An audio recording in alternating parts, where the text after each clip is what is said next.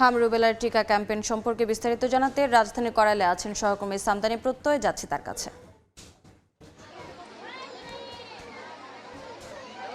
হাম রুবেলা টিকাদান ক্যাম্পেইন আজ সরকারিভাবে আনুষ্ঠানিক উদ্বোধন হয়েছে।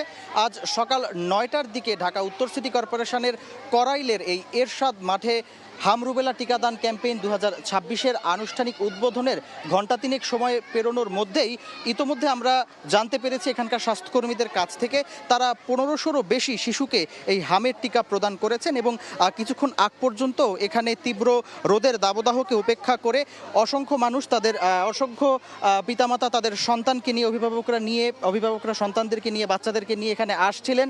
এখানে এসে হাম রুবেলার যে টিকা সেই টিকা তারা নিচ্ছিলেন এবং একই সঙ্গে গণমাধ্যম কর্মীদেরকে এখানকার স্বাস্থ্যকর্মীরা বারবার অনুরোধ করছিলেন যাতে আমরা গণমাধ্যমের বরাতে সবাইকে জানাই যে এই টিকাদান কর্মসূচিটি সম্পূর্ণ বিনামূল্যে। কারণ ইতিমধ্যে বিভিন্ন জায়গায় অনেকের মধ্যে এই একটি দ্বন্দ্ব তৈরি হয়েছে যে এই টিকা ক্যাম্পেইনটি আসলে এখানে কোনো অর্থ দিতে হয় কিনা। তো এই সম্পূর্ণ টিকাদান ক্যাম্পেইনটি পুরোপুরি বিনামূল্যে এখানে 6 মাস থেকে 5 বছর বয়সী শিশুদেরকে টিকা প্রদান করা হবে এবং 11ই মে পর্যন্ত ঢাকার 2 সিটি কর্পোরেশন ময়মনসিংহ ও বরিশালে এই টিকা কর্মসূচি চলবে। সকালে স্বাস্থ্য প্রতিমন্ত্রী এই ঢাকা উত্তর সিটি কর্পোরেশনের টিকাদান ক্যাম্পেইন উদ্বোধন করেছিলেন। তিনি জানিয়েছেন ইতোমধ্যেই 18 জেলার 30টি উপজেলায় টিকাদান কার্যক্রম কিন্তু শুরু হয়ে গিয়েছে এবং সারা দেশে টিকাদান কার্যক্রম শুরু হবে 20 এপ্রিল। ঢাকার এই উত্তর সিটিতেই এখানে প্রায় 54টি স্থায়ী কেন্দ্র এবং অস্থায়ী 502টি কেন্দ্রে টিকা পাবেন সাধারণ মানুষ। প্রায় 5 লাখ শিশু এখানে টিকার আওতায় আসবেন।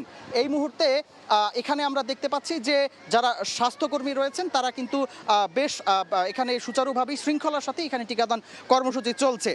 এই মুহূর্তে আমরা যাচ্ছি ময়মনসিংহে, সেখানে টিকাদান কর্মসূচি চলছেন, সেখানে রয়েছে সহকর্মী ওবায়দুল হক। আমরা সরাসরি চলে যাচ্ছি ময়মনসিংহে।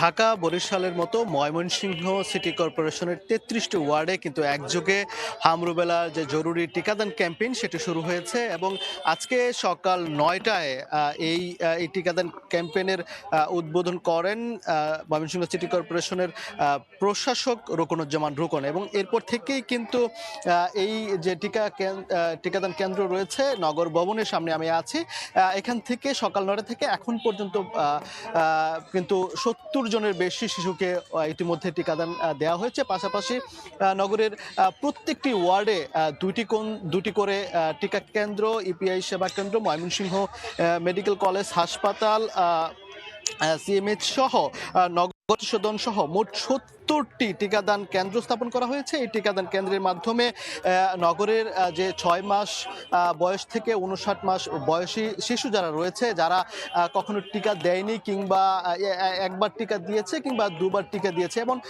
যারাই এই টিকা কেন্দ্রগুলোতে যাচ্ছে প্রত্যেককেই কিন্তু এই টিকাদান ক্যাম্পেইনের আওতায় আনা হচ্ছে এবং সিটি কর্পোরেশনের প্রশাসক যিনি জানিয়েছেন যে গত 17 মার্চ থেকে আজকে পর্যন্ত সিটি কর্পোরেশন এলাকায় মোট 14 জনের এই হাম শনাক্ত হয়েছে।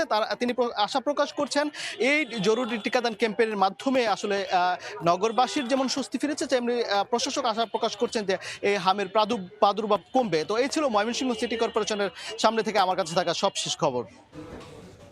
সরাসরি যুক্ত ছিলাম ময়মনসিংহ এবং রাজধানীর করাইলে।